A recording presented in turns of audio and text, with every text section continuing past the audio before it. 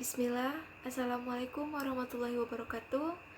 Perkenalkan, nama saya Rahmatia dari Lokal B3 Manajemen. Di sini saya akan memaparkan sedikit materi bab 8, yaitu strategi lokasi. Masuk saja langsung ke materi. Yang A, pentingnya strategi bagi lokasi. Yang dimana apabila berada dalam kondisi bisnis yang memiliki persaingan yang sangat ketat, faktor pemilihan lokasi menjadi komponen utama yang penting agar usaha dijalankan juga dapat bersaing secara efektif atau lebih baik. Maka perlu adanya lokasi usaha yang strategis dan mudah dijangkau oleh konsumen. Dan untuk mengambil keputusan dari lokasi, yang dimana lokasi ini memiliki pengaruh yang sangat besar, baik biaya tetap maupun biaya variabelnya. Di sini ada 3 pilihan-pilihan lokasi. Yang itu yang pertama, 1. Memperluas tempat fasilitas yang sudah ada daripada pindah, atau mereka memperbesar tempat mereka.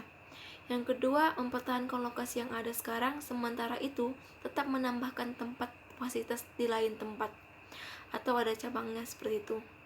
Dan ketiga, menutup tempat fasilitas yang ada dan pindah ke tempat lain, atau mereka mempunyai tempat fasilitas yang baru, yang tempat lama ini tadi mereka tidak gunakan lagi.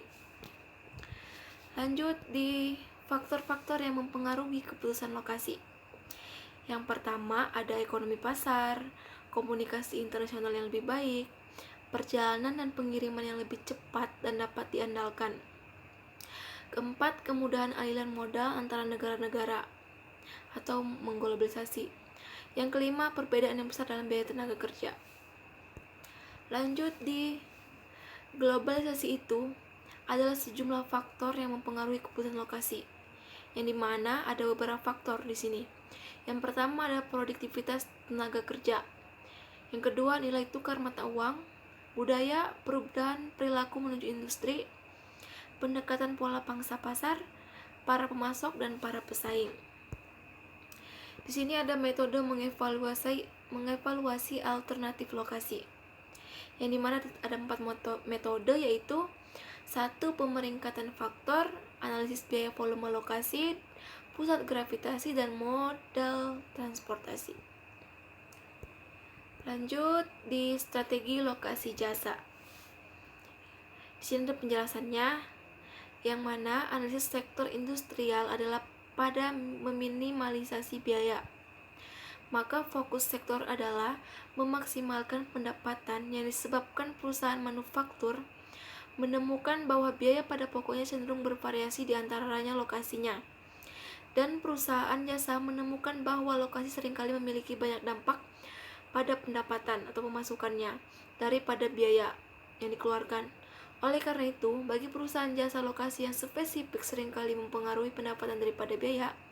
Dengan fokus ini bagi perusahaan jasa menjadi untuk menentukan volume konsumen dan pendapatan. Yang di sini ada faktornya, yaitu faktor yang menentukan volume pendapatan bagi perusahaan jasa. Yang pertama yaitu daya beli konsumen. Yang kedua, jasa dan gambaran sesuai dengan demografis konsumen pada area yang dituju. Ketiga, persaingan di dalam area. Keempat, kualitas persaingan. Kelima, keunikan dari lokasi perusahaan dan para pesaingnya. Keenam, kualitas fisik dari tempat fasilitas dan bisnis di sekitarnya.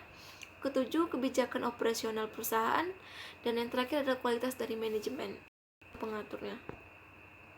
Di sini ada sistem informasi geografis, yang dimana dari sistem informasi geografis ini merupakan perangkat yang penting untuk membantu perusahaan mencapai keberhasilan atau tata cara utamanya, yang dimana keputusan analitis dengan mengacu pada lokasi tadi.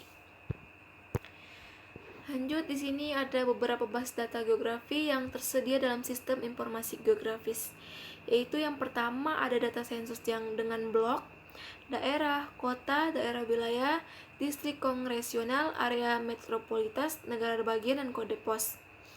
Yang kedua, peta seluruh jalan, yang dimana contohnya jalan tol, jembatan, dan terowongan. Yang ketiga, utilitas, misalnya listrik, air, dan saluran gas. Yang kelima, ada semua sungai atau yang berbentuk alam, gunung, danau, dan hutan. Dan yang keenam, seluruh bandar udara utama atau kampus dan rumah sakit seperti fasilitas kesehatan. Dan mungkin itu saja pemaparan dari saya. Kurang dan lebihnya saya mohon maaf. Billahi taufiq wal hidayah. Wassalamualaikum warahmatullahi wabarakatuh.